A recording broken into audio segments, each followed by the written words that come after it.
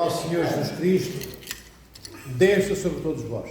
Amém. Amados irmãos e irmãs de nosso Senhor Jesus Cristo e em Cristo. O Evangelho de hoje trata daquela história que a maioria de vós conhece, as chaves do Reino dos Céus, que no Ocidente, sobretudo católico romano, se pensa que pertence a São Pedro. E é importante que clarifiquemos aquilo que vem claro, que vem cristalino no Evangelho, mas não sei como a mente humana consegue deturpar o que de forma tão alva, tão pura, tão translúcida ali está, posto no Evangelho, não deixando espaço para as dúvidas, e os homens deste mundo, e mulheres, não só têm dúvidas, como inventam coisas que não estão na Sagrada Escritura. E é importante que nós saibamos que este poder que na Sagrada Escritura é dado por Cristo Nosso Senhor a Pedro, o apóstolo, e Pedro é um grande apóstolo, mas que este poder não é dado única e estritamente a São Pedro, porque aqui é dito: o que ligares na terra, eu ligarei nos céus, o que desligares, eu desligarei. Mas mais adiante, o Senhor diz, no plural, a todos os apóstolos: o que desligardes, eu desligarei. O que ligardes, eu ligarei nos céus. É Cristo que diz. Para que não houvesse equívocos, e como o Senhor na sua presciência divina sabe muito bem que estas interpretações iriam acontecer, e mesmo com todo este cuidado que Cristo teve no Evangelho, estas miseráveis interpretações, dando a Pedro o poder absoluto, como se ele fosse um primaz, digamos assim, não o primeiro entre os iguais, no meio dos apóstolos, mas alguém que fosse acima dos apóstolos, um poder que Pedro teria, que nenhum apóstolo teria. E não é verdade. O próprio Cristo e o Evangelho é aquilo que dá a Pedro, dá a todos, o que desligardes. Este é o poder soberano da Igreja. Bem, mas se fosse certo e sério e seguro, como diz a Igreja Romana, não aceito, invoca a Igreja Romana, porque é na Igreja Romana que isto existe. Não é uma crítica à Igreja Romana, não deixa de o ser, é a constatação de um facto. Todos nós somos confrontados com isso diariamente no Ocidente. Então convém saber onde esse mal está e sabermos que na Igreja Ortodoxa essa não é a nossa interpretação do diálogo havido entre Cristo e São Pedro. Se fosse, como Roma diz, se fosse o Ocidente estar certo, certamente que no Evangelho não estava escrito também, no Evangelho de São Lucas, no capítulo 22, versículos 24 a 27, não estava narrado aquele debate, aquela discussão entre os apóstolos, em que eles procuram saber: Senhor Jesus Cristo, qual de nós no reino dos céus estará mais próximo de ti, sentado à tua direita? Se fosse certo e seguro que Pedro era o primeiro dos apóstolos, o maior de todos, acima de todos, que tinha um poder especial, bem, não havia razão alguma para haver este diálogo. Qual de nós será o maior? Não, o maior é Pedro, já sabia que era Pedro. Não vinha esta narrativa posta no Evangelho. Se está lá no Evangelho de São Lucas, isto significa que Pedro não era aquilo que o Ocidente diz. Pedro era, como diz São Cipriano de Cartago, que é um padre da Igreja do século III, Pedro era o ícone da unidade apostólica.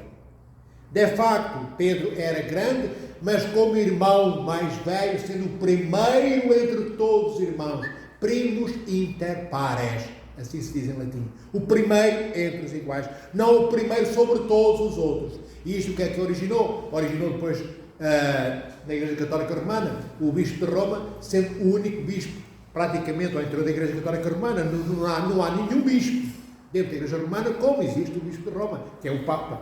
Com os poderes do Papa, só o Papa. Entende? Na Igreja Ortodoxa não é assim. Um patriarca, na Igreja Ortodoxa, um metropolita, um arcebispo, um bispo diocesano, depois um bispo vigário, um bispo auxiliar, mesmo o bispo auxiliar, que é o mais pequenino na expressão da sua jurisdição, porque não tem jurisdição, não tem diocese, não tem nenhum encargo, não pode sequer celebrar. Um bispo auxiliar, que é sagrado bispo, e auxiliar, ele não pode celebrar se o bispo que ele vai auxiliar não lhe disser: olha, bispo António, venha celebrar comigo no domingo. Se o bispo, que é o senhor da diocese, não chamar o outro bispo seu irmão, que é seu bispo auxiliar, nem sequer celebrar ele pode.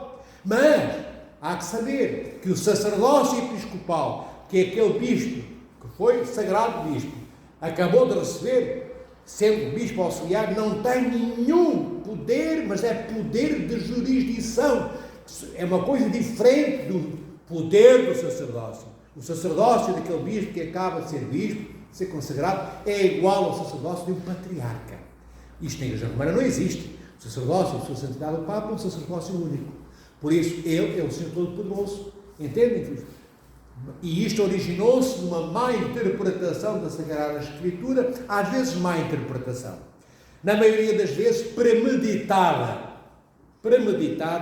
calculada, bem medida, e daí retirada a interpretação que se adequava a ser suporte das ideias que o Ocidente religioso católico romano tinha. E tinha estas: criar um superpoder papal, uma supremacia papal, um centro e um eixo em torno do Papa, em função do qual toda a Igreja gira.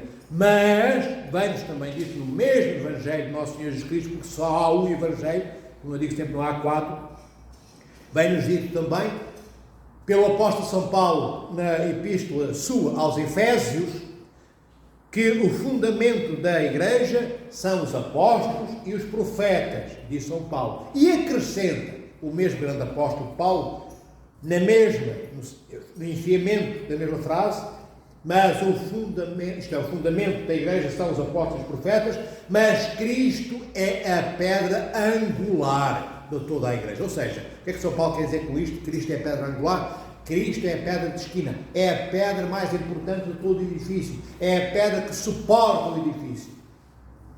Porque Roma fundamenta neste jogo de palavras: tu és Pedro, e sobre esta pedra construirei, fundamentarei, edificarei a minha Igreja. Isto tem a ver com aquele diálogo da vida entre Cristo e Pedro. Só que este trocadilho de Pedro e pedra não tem a mínima relevância, amados irmãos e irmãs, porque o fundamento de toda a Igreja é o próprio Cristo, como diz o apóstolo São Paulo. Claro que a confissão de Pedro: tu és o Cristo, Filho de Deus vivo, é fundamental. Essa confissão de Pedro é a confissão de todos nós. Era a confissão dos outros 11 apóstolos. E deve ser a confissão de fé nossa também. Então o importante não é Pedro, nem o próprio, mas as palavras que nos conduzem à descoberta, quando lemos a Sagrada Escritura, que nos revela a confissão de fé de São Pedro. Mas São Pedro, queridos irmãos e irmãs, é mesmo como Cristo disse: bem-aventurado és tu, diz Cristo, bem-aventurado és tu, Pedro, porque não foram a carne e o sangue que te revelaram o que tu disseste, mas o Senhor, diz Cristo. E de facto, foi mesmo Deus que revelou, porque São Pedro não tem a noção do que disse: tu és o Cristo, Filho de Deus vivo. Isto é dito por Pedro, mas Pedro não sabe o que está a dizer. E se sabeis, como é que nós sabemos que ele não sabe o que está a dizer? Porque logo a seguir, ele não quer que Cristo, quando Cristo anuncia que vai para Jerusalém, subir à cruz, sofrer a morte, o que é que Pedro diz? Não, Senhor, tu tens de ficar connosco. E houve de Cristo o quê? Afasta-te de mim, Satanás. Ver, é aquele que acabou de confessar o Senhor nosso Deus: tu és o Cristo, Filho de Deus vivo, é imediatamente aquele a seguir que não entende porque é que aquele Cristo, Filho de Deus vivo, tem que ir para a cruz. Por isso eu vos digo que Pedro não sabia o que estava a dizer. Porque se soubesse, nunca teria dito isto a Cristo. Teria dito: sim, Senhor, tu vais para a cruz, nós vamos contigo. Bem, claro que Pedro expressa um amor profundo por Cristo, nosso Senhor. Ele não quer, do ponto de vista humano, perder o Mestre.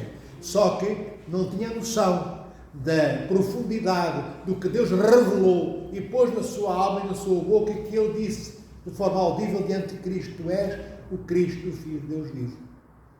Pedro não tinha a noção do conteúdo do que ele disse: é o que eu quero que vós percebais e entendais. Bem, mas isto não diminui Pedro em nada. Ele depois ainda vai negar Cristo. São Pedro passa, após negar 3 vezes Cristo, a ser apóstata. Isto é, aquele que apostasiou, que negou, que se afastou, que abandonou, que esqueceu, que disse não conhece Cristo. Isso é o que nós fazemos quando abandonamos a igreja. Bem, mas Pedro não se ficou no pecado. Pedro não ficou na negação. Pedro não ficou no ato de negar, de dizer que não conhecia Cristo. Pedro passa para diante disso, dá um passo e arrepende-se do que fez e do que disse. Ao ponto de depois, mais tarde, por 3 vezes também, Cristo dizer: amas-me tu, Pedro. Amas-me tu, Pedro. Bem, à terceira vez, apacenta as minhas ovelhas, diz o Senhor no fim. À terceira vez, Pedro, Cristo, diz a Cristo: Senhor, mas tu sabes que eu te amo. Mas esta tríplice pergunta de Cristo a Pedro é como que uma reposição da negação que Pedro tinha feito, para que Pedro ouça bem e não negue mais o Mestre: amas-me tu? E por 3 vezes pergunta Cristo a Pedro, isto é, por 3 vezes dá a possibilidade a Pedro de dizer: não sei se te amo, talvez não te amo, mas bem, não te amo. Pedro poderia ter dito: mas não. Ele diz que sim, eu amo-te, Senhor, eu amo-te, Senhor. E à terceira vez fica triste: não sabes tu, Senhor, que eu te amo. Pronto. Bem, mas o Senhor tem esta medida pedagógica e prudente em função de Pedro. Mas não esqueçamos que Pedro é um baluarte de amor. Pedro é tosco, é mal lapidado em muitas coisas. Ele não é polido como outros apóstolos, como Paulo, por exemplo, ou outros. Mas ele é inteiro, ele é profundo. Ele vai cheio de cicatrizes e feridas, Pedro, mas ele ama de facto profundamente o Senhor. Bem, e mais tarde, depois nós vemos, já depois do Senhor ter subido aos céus, e todo o diálogo que vem nas epístolas de São Pedro não tem nada a ver com esta postura que hoje ouvimos no Evangelho e que vemos no Evangelho da parte de Pedro, reações de Pedro em função do nosso Senhor Jesus Cristo. Ele é um homem transfigurado, ele é um homem que entendeu o conhecimento de Cristo Nosso Senhor, não pela casca, não pelo verniz exterior, mas pelo interior teológico do Deus que se revela àqueles que de facto estão disponíveis para serem o último, o mais pequenino deste mundo. É o que Cristo diz naquele debate entre os apóstolos: qual Senhor dentre nós vai ser o maior no reino dos céus junto de ti? E o Senhor diz que o mais pequenino será o primeiro entre todos. Estas são as chaves para entrarmos no reino dos céus. As chaves são a humildade. Não é o poder soberano da Igreja. O que perdoares, eu perdoarei. Eu quero dizer, o que desligares, eu desligarei. O que ligares, eu ligarei. Isto é o poder soberano, chamado poder de podermos, a Igreja, perdoar os pecados. Isto é, a Igreja traz da parte de Cristo o perdão do próprio Cristo, ou retém, ou não perdoa da parte de Cristo os pecados. Porque é o sacerdote que ali está, diante do fiel, que está, por sua vez, ao lado do sacerdote e diante de Cristo, confessando os pecados seus a Cristo. Mas depois é o sacerdote, o presbítero ou bispo, que, validado pela Igreja, transmite da parte de nosso Senhor Jesus Cristo o perdão dos pecados do próprio Cristo. Sempre vos digo isto para que aprendais. Não é o bispo, não é o padre, o presbítero, que perdoa pecados. O presbítero ou o bispo são os transmissores pelo sacerdócio episcopal, o bispo que recebeu, e pela ordenação presbiteral, o outro presbítero que recebeu do seu bispo, são canais transmissores do perdão diretamente vindo de Cristo para aquele fiel concreto. É assim que a nossa Santa Igreja vive. E, por último, dizermos que não esqueçais que, apesar de todas estas asneiras que Pedro fez, ele praticou e realizou virtudes que nós nunca conseguiremos possivelmente realizar. Então Pedro, o apóstolo, é grande, porque ele não se confundiu com o pecado que praticou. Porque o que nos condena, queridos irmãos e irmãs, não é o pecado. O que nos condena e nos retira a possibilidade de entrarmos um dia, no 8º dia, na nova Jerusalém Celeste, o que nos impede de entrarmos no reino dos céus não é o pecado. É a falta de vontade em nos arrependermos do pecado que praticamos. Isso é que nos condena. E Pedro não fica aí. Pedro não peca e fica no pecado. Pedro peca e depois, quando chorou amargamente por ter negado a Cristo, mais ele chora sempre que se lembra do ato praticado. E ele pede perdão. E ele não faz como Judas. Pedro não se informa como Judas.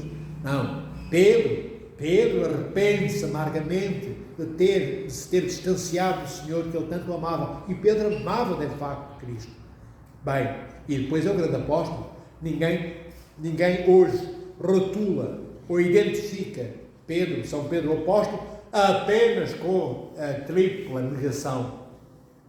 Todos nós nos lembramos que Pedro, depois da negação, é aquele que vem pedir perdão a Cristo. É aquele que está com o Senhor, é aquele que está com os seus irmãos apóstolos. É aquele que é mártir, como todos os outros apóstolos. Ele não fugiu do martírio. Ele é um enorme santo.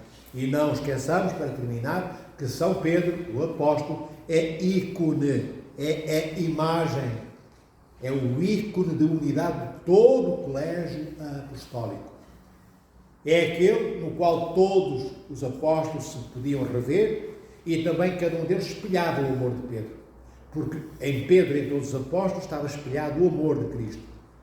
Mas o amor de São Pedro por Cristo era de facto vulcânico. Não que o amor de cada um dos outros 11 apóstolos não o fora, em medida igual, em medida certa. Mas a expressão carnal quase de Pedro é a única. Ele é tão veemente na desgraça e é muito mais veemente depois, quando se arrepende do pecado cometido. Não tem vergonha de dizer que pecou, não tem vergonha de ser afastado por Cristo. Ele é o apóstolo que disse: Senhor, eu não sou digno de estar junto de ti, não sou digno de estar perto de ti. Isto é, não te aproximes de mim. Pedro diz isto noutra perícope do Evangelho: não te aproximes de mim, que eu sou indigno de estar na tua presença. É São Pedro que diz isto, não é o outro dos 11 apóstolos, é Pedro, o apóstolo, que diz. Então, tenhamos estas ideias claras, não nossas, mas que nos são dadas a inferir daquilo que lemos do Santo Evangelho, para que nunca em nossas vidas sejamos daqueles que cometam erros como o Ocidente cometeu. Nós estamos avisados, nós estamos elucidados, nós estamos preparados pela nossa Santa Igreja Ortodoxa para não pensarmos aquilo que o Ocidente pensa. Não vamos fazer de São Pedro um monstro, porque Pedro é um santo mártir, não é um monstro. E o que Roma faz de São Pedro é um monstro. Aquilo que Roma diz que São Pedro é monstruoso. Pedro não é nada disso. Pedro é este santo apóstolo, irmão de todos os seus irmãos. Como é mais velho, ele cuida com um desvelado amor. E é assim que nós deveremos cuidar em igreja dos nossos irmãos, com desvelado amor. O que é que quer dizer com desvelado? Com desvelo, com celeridade, com amor pronto, cristalino e claro, que é fácil de identificar. É o que quer dizer. Os nossos irmãos e irmãs deveriam ter a capacidade de facilmente identificarem se em nós há amor por eles ou não. Fácil assim, como aconteceu com Pedro. Nenhum dos apóstolos tinha dúvidas que Pedro amava Cristo. Que nenhum dos nossos irmãos e irmãs tenha também dúvidas que nós amamos o Senhor nosso Deus. Amando cada um dos outros apóstolos que existiam para além de Pedro. Amemos também nós, para além de nós mesmos, para além da nossa família consanguínea neste mundo, os outros que não são do nosso sangue, mas que são do sangue, do amor divino. Que o Senhor os proteja, abençoe e guarde por todos os dias de vossas vidas. Rei dos céus,